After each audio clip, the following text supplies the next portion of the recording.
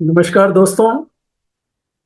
आज के इस कम्युनिकेशन स्किल वर्कशॉप में मैं आप सबका स्वागत करता हूं और आपको शुभकामनाएं देता हूं कि आपने अपना बहुमूल्य समय इस बहुत ही इम्पोर्टेंट लर्निंग के लिए निकाला। और यह जो लर्निंग है वो आपके लिए बहुत ही फायदेमंद होने जा रही है। कम्युनिकेशन में जो भी हम मैसेज देते हैं या लेते हैं उसमें हमारे इन सेंसेस का बहुत बड़ा योगदान है।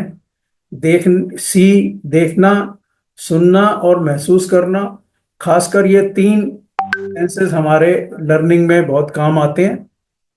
जैसे अभी भी मैं बोल रहा हूँ और आप लोग मुझे देख पा रहे हैं, सुन पा रहे हैं। और तीसरा, आप मैं जो भी मैसेज दे रहा हूँ आपको अगर अच्छा लगेगा या खराब लगेगा तो आप वो फील कर पाएंगे।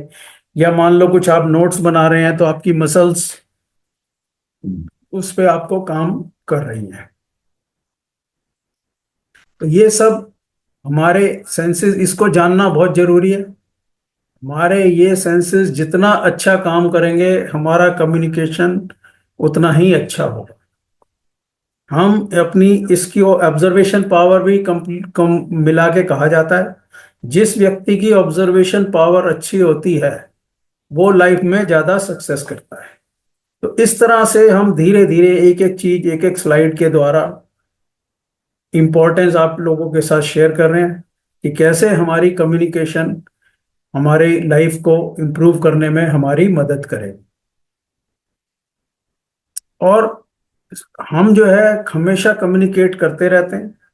अगर हम चुप भी हो जाएंगे तो वो भी एक कम्युनिकेशन है कि कोई प्रॉब्लम है, इस वजह से ये व्यक्ति चुप हो गया। और इंटरनेशनल स्टडीज ये बताती हैं कि एक बहुत ही इंपॉर्टेंट ये लर्निंग है, इसको आप ध्यान से सुनिएगा, कि जो शब्दों के द्वारा हम सिर्फ 7% कम्युनिकेशन होता है। और हमारा जो है बॉडी लैंग्वेज, जिसमें 55% बॉडी पार्ट्स हमारे किसी मैसेज को कम्युनिकेट करते हैं, और 38% हमारी टोन इस चीज को जो है वो मैटर करती है। लेकिन इस 7% में ऐसा नहीं है कि ये 7% कोई कम वैल्यू है, ये इसका बेस है। इसका मतलब ये है कि जो शब्द हैं उनको बहुत अच्छे से बॉडी लैंग्वेज और बहुत अच्छी टोनैलिटी और बहुत अच्छी भावना के साथ आप जब रखेंगे तब उसका मैसेज पूरा आगे जाएगा। अदरवाइज उसका इतना इफेक्ट नहीं रहेगा। और ये भी कम्युनिकेशन के कुछ प्रिंसिपल्स हैं कि हम जो कहते हैं वह, उससे फर्क नहीं पड़ता उसको कैसे कहते हैं, इस बात से फर्क पड़ता है। कैसी हमारी टोन है, कैसी बॉडी लैंग्वेज है, उसको शब्दों को कहने के पीछे हमारी भावना क्या है,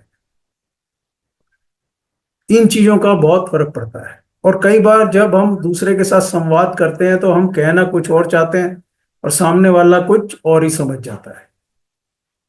और इससे क्या होता है कि बहुत सारी, अगर हम सही से कम्युनिकेट नहीं कर पा रहे तो इसमें बहुत सारी गलतफहमियां पैदा हो जाती हैं। और वो आगे आपके घर में, स्कूल में और आपके ऑफिस में बहुत सारी समस्याएं पैदा होती हैं। और ये जो कम्युनिकेशन, बैड कम्युनिकेशन है, ये रिटर्न और ओरल, मतलब लिखित और मौखिक दोनों में से किसी भी तरह कम्युनिकेशन में कमी रह सकती है। तो इन चीजों को हमें इम्प्रूव करना बहुत जरूरी है अगर हम लाइफ में सक्सेस चाहते हैं। तो अब अपना बहुत इंपॉर्टेंट पार्ट पे आ गए कि ये जो कम्युनिकेशन है, एक व्यक्ति मैसेज दे रहा है, एक व्यक्ति मैसेज ले रहा है और एक मैसेज आ रहा है, तो इसमें कहाँ इश्यूज आते हैं।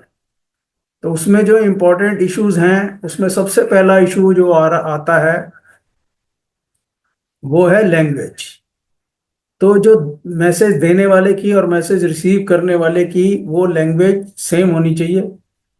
जैसे अभी हम जो लोग बैठे हैं, हम सबकी, जितनी मेरे को नॉलेज है, सबकी मातृभाषा हिंदी है और हम इंग्लिश भी जानते हैं, इसलिए हम दोनों को मिला के, और हिंदी ज़्यादा जानते हैं इसलिए हम हिंदी में ज़्यादा बात कर रहे हैं। तो जो मैसेज देने वाले और लेने वाले की भाषा जब सेम होगी, चाहे वो हिंदी हो, चाहे इंग्लिश हो, चाहे रीजनल लैंग्वेज हो, जो सेम होगी तभी वो मैसेज ठीक से जा पाएगा। अगर उनकी भाषा अलग अलग होगी तो कहने वाला कुछ कहेगा और समझने वाला कुछ और समझेगा, वो मैसेज कन्वे नहीं हो पाएगा। तो सबसे इंपॉर्टेंट पार्ट है कि उसकी लैंग्वेज सेम होनी चाहिए। सेकेंडली क्या होता है कि मैसेज देने वाले की एक विजन अलग होती है, लेने वाले की विजन अलग हो सकती है। अब किसी ने अपने, जैसे इस फोटो में आपको नजर आ रहा है, किसी ने डार्क ग्लासेस लगा लिए, या उसने रेड ग्लासेस पहन लिए, तो उसको सब डार्क या रेड कलर का ही नजर आएगा। पहले से ही वो एक, उसका नजरिया वैसा हो गया। तो हमें जो नजर बदलने के बजाय नजरिए को, अपने दृष्टिकोण को बदलना बहुत जरूरी होता है। इस लर्निंग का मतलब यह है कि जब हम कहीं कुछ लर्निंग के लिए जाएं तो एक ओपन माइंड के साथ जाएं। पहले उस चीज को जो है महसूस करें। जैसे एक एडवर्टाइजमेंट में भी आपने सुना होगा, पहले पहले इस्तेमाल करें फिर विश्वास करें। ऐसा नहीं कि पहले से ही आप कुछ और विश्वास बना लें।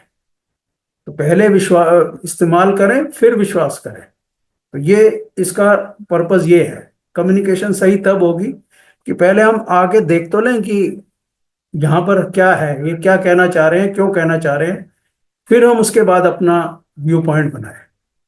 इसी तरह कोई हमारा पास्ट एक्सपीरियंस हो सकता है, अतीत का अनुभव हो सकता है। तो अगर वो जैसा भी होगा, अच्छा बुरा एवरेज, तो हम पहले से ही उसके हिसाब से सोच के कम्युनिकेशन करते हैं कि ऐसा हम करने जा रहे हैं तो रिजल्ट ऐसा ही होगा। तो ये भी हमें जरूरी नहीं है कि रिजल्ट वैसा ही हो। भगवान कृष्ण ने भी कहा है कि कर्म किए जा, फल की इच्छा मत करे इंसान, जैसे कर्म करेगा वैसे फल देगा भगवान। तो पास्ट एक्सपीरियंस पे ना चलकर हम पॉजिटिविटी से आगे चलें। इसके बाद एक और बैरियर आ जाता है कम्युनिकेशन में, वो है preconceived notions, beliefs, level of, जो हम पहले से धारणाएं बनाई हुई हैं। जैसे हम ये समझते हैं कि सरकारी स्कूलों में पढ़ाई अच्छी नहीं होती, लेकिन आज समय बदल गया है। बहुत सारे स्कूलों में बहुत अच्छे स्कूल में बहुत अच्छी फैसिलिटी सरकारी स्कूलों में भी हैं, अच्छे टीचर्स हैं, बहुत अच्छी पढ़ाई हो रही है, बहुत अच्छे रिजल्ट्स आ रहे हैं। तो जरूरी नहीं है जो पहले चीज हुई वो आगे भी वैसी ही हो। इसके बाद एक और बैरियर है, वो है बाय फीलिंग्स, जो है बायस्ड फीलिंग हो सकती है। विश्वास बना हुआ है, स्टूडेंट्स हैं, उनका पढ़ाई में इंटरेस्ट नहीं है। तो वो इंटरेस्ट क्यों नहीं है? क्योंकि उनको पहले से विश्वास है, या आसपास के समाज में अगर वो देखते हैं कि हमें इससे कोई फायदा नहीं हो रहा है, पढ़ाई से कोई फायदा नहीं है, अगर उन्हें मेहनत करके ही कमाना है, तो वो सोचते हैं इस पढ़ाई का हमें क्या फायदा है। तो इस तरह से पूर्वाग्रह होते हैं, उनकी एक बहुत ही स्ट्रांग फीलिंग्स बनी होती है, उसके हिसाब से वो एक्शन लेते हैं। तो इस पर भी काम करने की जरूरत है। तो इसके बाद जो नेक्स्ट इश्यूज आता है वो है एनवायरनमेंट। एनवायरनमेंट मतलब कोई भी बात सामने वाले तक नहीं पहुंचती।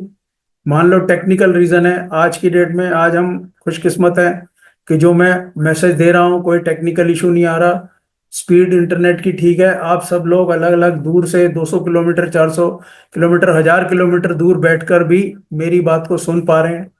लेकिन अगर ये कोई टेक्निकल इशू हो जाए तो जो मैं कहना चाह रहा हूँ, और आप भी बैठे हैं, आपने भी अपना समय दिया, मैंने भी दिया, लेकिन बात पहुंच नहीं पाई।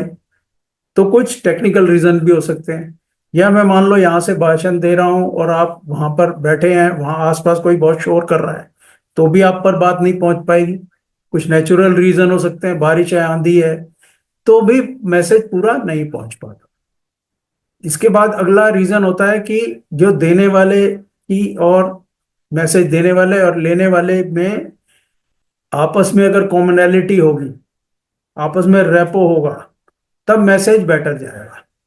एक ही तरह के लोग होंगे, एक ही लेवल की एजुकेशन के लोग होंगे, तो उनका संवाद आपस में बेटर होगा। वरना उनमें सोच अलग होगी, आदतें अलग होंगी, ये भी बहुत मैटर करता है। जैसे कि एक अमीर लोग हैं, वो अमीर लोग अपने अमीरों के साथ बैठ के ज्यादा अच्छा महसूस करेंगे। कोई स्पोर्ट्समैन है, वो स्पोर्ट्समैन के साथ बैठ के ज्यादा अच्छा महसूस करेगा। कोई लेखक लोग हैं, वो लेखक के साथ बैठ के ज्यादा अच्छा महसूस करेंगे। टीनेजर्स हैं, वो टीनेजर्स के साथ अपने ग्रुप में एंजॉय करना, लर्निंग करना। तो एक तरह के लोग बेटर कम्युनिकेशन होता है। तो ये भी फैक्टर्स मैटर करते हैं। और कल्चर भी हमारा एक जैसा होना चाहिए। कई बार कल्चर इश्यूज होते हैं। भारत में तो ये कहा गया है कि हर 30 का 40 किलोमीटर के बाद डायलेक्ट बदल जाता है। हालांकि दिल्ली, हरियाणा, यूपी, बिहार, मध्य प्रदेश, राजस्थान, सब जगह हिंदी बोली जाती है। लेकिन एक एक डिस्ट्रिक्ट में आप जाएंगे तो आपको भाषा में फर्क नजर आएगा। और किसी जगह कुछ और कल्चर है, किसी जगह कुछ और कल्चर है। तो कम्युनिकेशन के टाइम ये भी ध्यान रखना जरूरी होता है कि कल्चर कैसी है। लेकिन वो हर जगह की कम्युनिकेशन की टोन, उसके वर्ड्स, उसकी भावना, वो मैटर करती है। तो ये तो थे 7 8 जो है मैं मेन जो रीजंस थे जहाँ कम्युनिकेशन में करने देने वाले की और लेने वाले में प्रॉब्लम आ जाती है। वो मैं दोबारा से एक बारी हेडिंग बता देता हूँ। वो है लैंग्वेज, दूसरा है विजुअल परसेप्शन, तीसरा है पास्ट एक्सपीरियंस, चौथा है प्रेजुडिस, प्री कंसीव्ड नोशंस, पांचवा है हमारी feelings, biased feeling, emotions, trust and interest, और छठा है एनवायरनमेंट, और सातवां है personal factors like habits, thinking, confidence, ability to communicate, और आठवां है कल्चर, डिफरेंट कल्चर्स। तो ये हमारे बैरियर्स हैं। अब इसको हम ओवरकम कैसे करेंगे, इसके ऊपर हम अगले 10 मिनट में बात करेंगे। मैं आपके और आपके परिवार के उत्तम स्वास्थ्य और उज्जवल भविष्य की कामना करता हूँ। धन्यवाद।